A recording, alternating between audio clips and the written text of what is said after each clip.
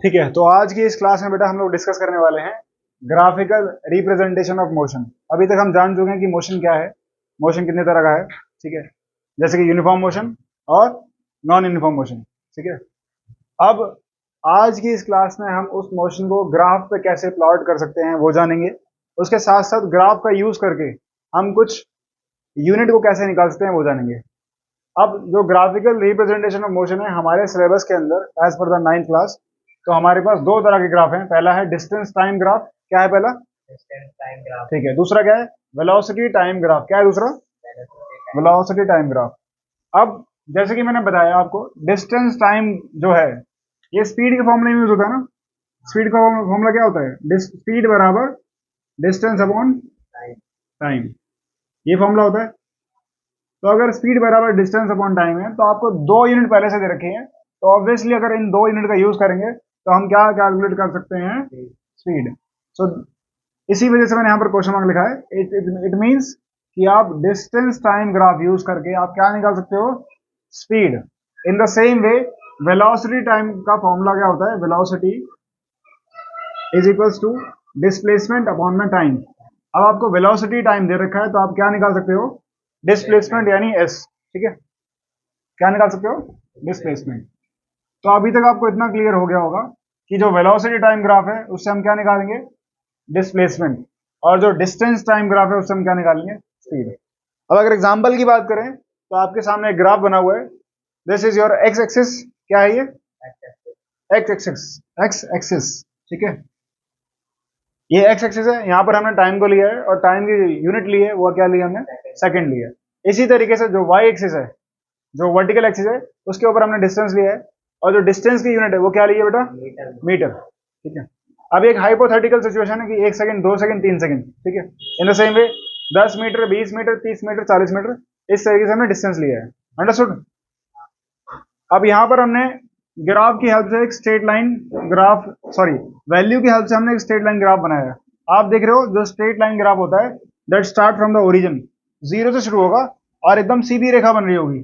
तो ये जो एग्जांपल होता है ये होता है यूनिफॉर्म मोशन का एग्जांपल होता है। किसका एग्जांपल है बेटा ये? Uniform motion. अब आप ध्यान देना, अगर मुझे किसी भी दो पॉइंट्स के बीच में क्या निकालनी है? स्पीड। तो हम क्या करेंगे? सबसे पहले डिस्टेंस निकालेंगे, उसके बाद टाइम निकालेंगे।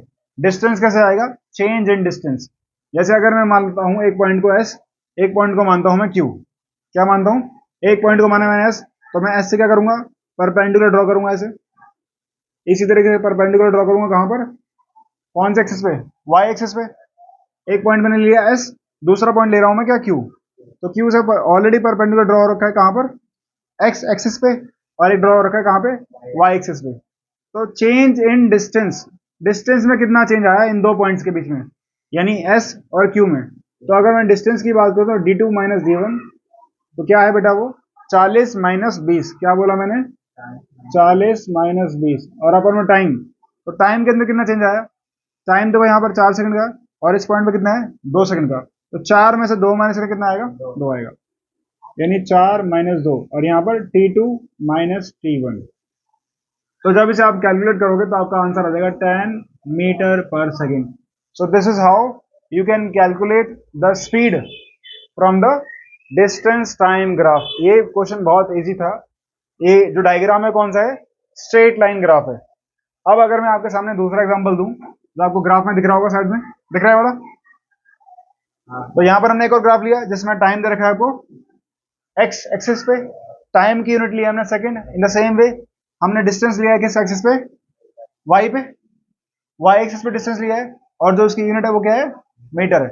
ये जो एरो है ये बता रही है कि आपका जो डिस्टेंस है और जो टाइम है वो इस डायरेक्शन में बढ़ रहा है। अब देखो यहाँ पर टाइम क्या था? जीरो था।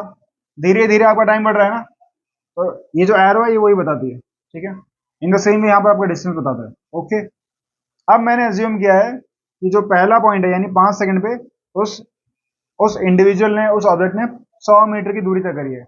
ऐसे करते करते मैंने बहुत सारे प्लॉट कर दिए हैं। अब अगर इनको मैं जोड़ने बैठ जाऊं ऐसे, इस तरीके से,